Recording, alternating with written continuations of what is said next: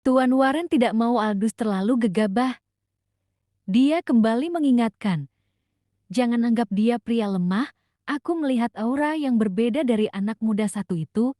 Dia lebih sulit dibunuh daripada seorang mayor jenderal. Karena sadar bahwa kedatangannya ke sini bukan untuk bercanda, Aldous lantas berpikir keras bahwa tidak mungkin baru saja Tuan Warren mengeluarkan sebuah kelakar receh yang tidak berguna. Aldous yakin bahwa Tuan Warren sangat serius. Saat ini, keluarga Morgan membutuhkan uang sebanyak 500 juta dolar agar proyek Morgan Entertainment dapat segera dijalankan. Kira-kira, apakah Tuan Warren bersedia mengeluarkan uang sebanyak itu? Berapa yang akan Tuan kasih jika dia mati di tanganku? Tanya Aldous dengan seringai geram di wajahnya. 1 juta dolar. Mendengar itu, Aldous langsung melangos parah. Dia mengembuskan napas sebal dan membalas, Tuan barusan bilang bahwa Marvin Rack bukan pria lemah dan bahkan lebih sulit dibunuh daripada seorang mayor jenderal. Bagaimana bisa memberiku uang sedikit itu? Aldous mengeluarkan gestur ketidaksukaannya. Aldous sangat tahu watak orang kaya tapi pelit itu. Bagi orang yang hidup serba terbatas, minimal kelas menengah ke bawah, jelas uang 1 juta dolar sangatlah banyak. Namun, bagi orang sekaya Tuan Warren Harvard, uang sekecil itu bisa dia dapatkan dalam hitungan jam, bahkan menit. Tidak perlu diragukan soal pelitnya keluarga Harvard. Aldous sudah menerka-nerka bahwa bakal ada tawar-menawar jika berbisnis dengan Tuan Warren, dan dugaannya benar. Jika Tuan memberikan 10 kali lipatnya saja, aku tidak bersedia. Tuan Warren terperanjat kaget. Dia nyaris terlonjak dari sofa mewahnya.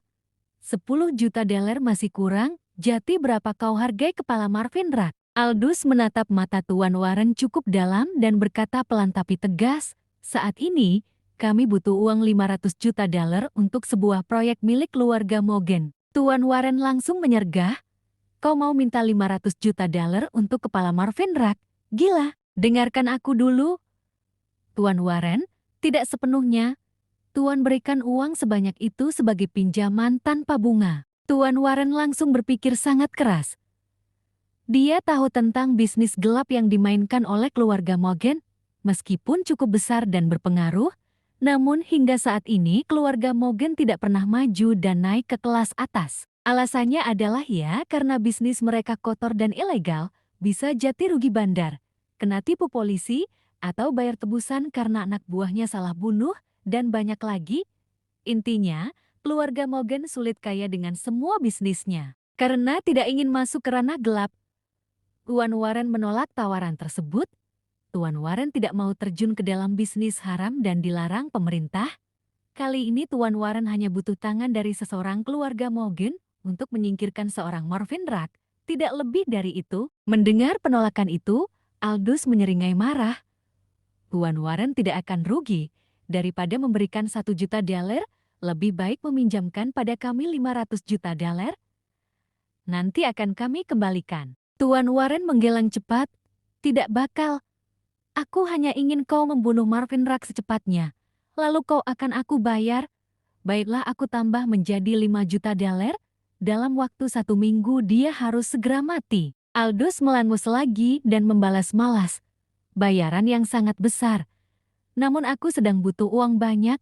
Tuan Warren, jika Tuan lebih bijak, seharusnya Tuan memilih meminjamkan 500 juta dolar padaku. Pikir Tuan Warren, jika bank dan investor saja ragu-ragu meminjamkan uang dan menanamkan modal, bagaimana mungkin Tuan Warren mau mengeluarkan uang sebanyak itu? Meskipun Tuan Warren menaikkan harganya menjadi 10 juta dolar, Aldous tetap menolaknya.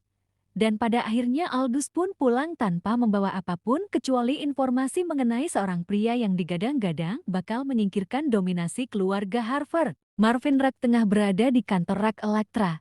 Tiba-tiba ponselnya berdering. Ya ada apa? Tuan, keluarga Morgan yang diwakili oleh Wesley Morgan mengajukan kerjasama investasi di perusahaan kita lagi.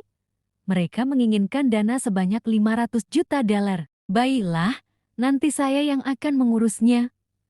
Besok saya akan ke R27 Enterprise. Meskipun hari ini cukup sibuk, Marvin menyerahkan tugas-tugas kepada Lester. Kemudian dia pun menuju distrik Chernis. Setibanya di gedung kasino milik keluarga Morgan, Marvin Rack teringat dengan masa lalunya.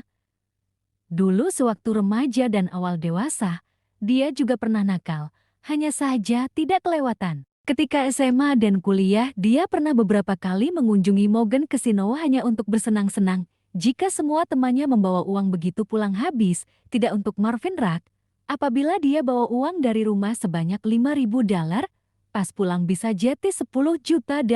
Selama bermain judi di sana, Marvin Rack tidak pernah kalah jika selesai main, tidak pernah sama sekali.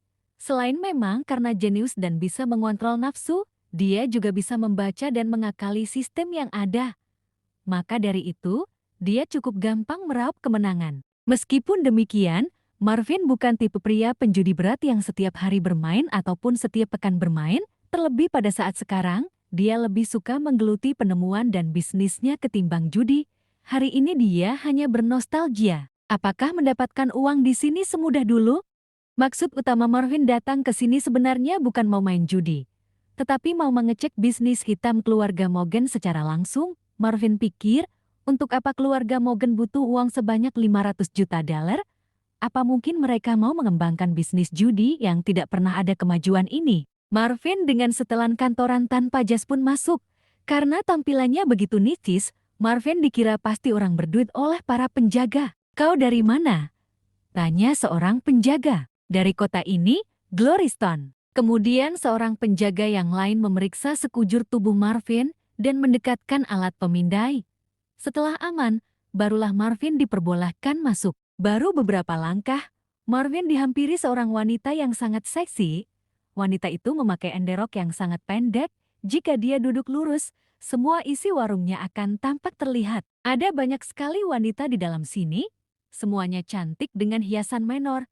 Karena tugasnya menemani para player, mereka dituntut bisa memberikan dorongan dan semangat. Sebagian mereka ada yang bekerja sebagai pelayan dan sebagian lagi sebagai dealer, bahkan ada di antara mereka yang merupakan pekerja seks komersial. Dia mencetak senyum genit dan mengedipkan sebelah matanya lalu menyapa, "Tuan, biar aku yang akan melayanimu pada hari ini."